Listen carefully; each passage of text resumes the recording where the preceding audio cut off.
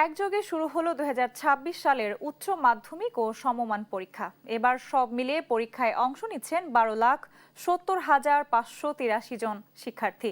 সকাল 10টায় শুরু হওয়া পরীক্ষা চলবে দুপুর 1টা পর্যন্ত। 9টি সাধারণ শিক্ষা বোর্ডে এইচএসসিতে অভিন্ন প্রশ্নপত্রে পরীক্ষা নেওয়া হচ্ছে, তবে মাদ্রাসা ও কারিগরি শিক্ষা বোর্ডে আলাদা প্রশ্নে পরীক্ষা দিচ্ছেন শিক্ষার্থীরা। পরীক্ষা শুরুর অন্তত 30 মিনিট আগে কেন্দ্রে প্রবেশের বাধ্যবাধকতা থাকায় আগেভাগেই ভিড় করেন পরীক্ষার্থী ও অভিভাবকরা। শিক্ষা মন্ত্রণালয় জানিয়েছে, সুষ্ঠু, স্বচ্ছ, নকলমুক্ত পরিবেশ পরীক্ষা গ্রহণে প্রতিটি কেন্দ্রে সিসিটিভি ক্যামেরা স্থাপন করা হয়েছে। গঠন করা হয়েছে কেন্দ্রীয় মনিটরিং সেল।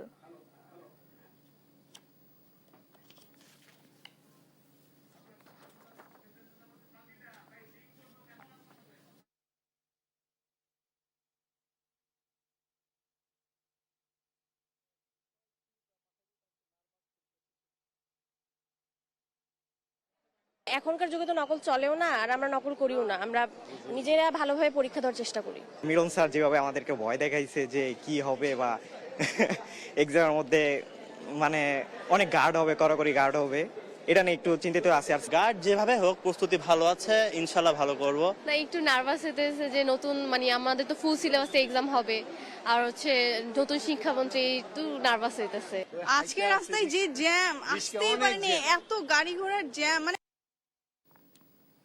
দর্শক, এইচএসসি ও সমমান পরীক্ষার খবর জানাতে দিনাজপুর থেকে সরাসরি যুক্ত হচ্ছেন সহকর্মী হারুনুর রশিদ। হারুন, কেন্দ্রগুলোর সার্বিক পরিস্থিতি কেমন দেখছেন এবং ইতিমধ্যেই তো পরীক্ষা শুরু হয়েছে, গার্জিয়ানরা কি বলছেন জানাবেন।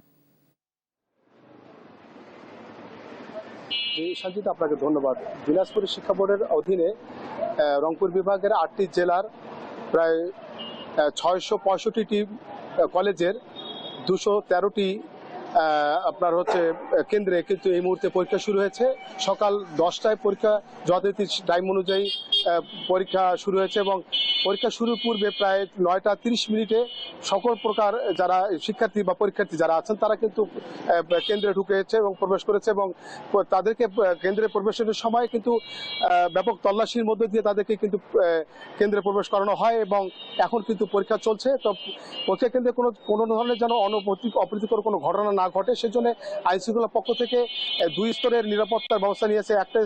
একটি টিম কাজ করতেছে কলেজগুলোর বা কেন্দ্রগুলোর ভিতরে এবং একটি কাজ করতেছে কলেজ বাইরে, মানে গেটের বাইরে। তো আমার সাথে একজন কর্মকর্তা আছেন, পুলিশ কর্মকর্তা। আপনাদের আইন শৃঙ্খলা কেমন ব্যবস্থা রাখছেন একটু বলবেন?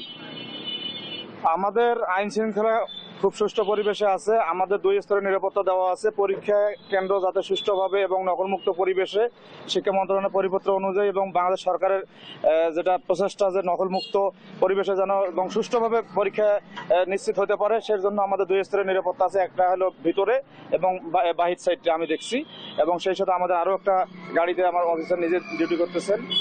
ফুলবাড়িতে 5টা কেন্দ্র, 3 জায়গাতে 5টা কেন্দ্রের পরীক্ষা হচ্ছে। সব জায়গার খোঁজখবর আমরা রাখছি এবং সুষ্ঠুভাবে পরীক্ষা হচ্ছে। আইন শৃঙ্খলার দিক থেকে শতভাগ আমরা অ্যাক্টিভ আছি এবং কোনো অনাকাঙ্ক্ষিত ঘটনা ঘটার এখানে কোনো সুযোগ নাই।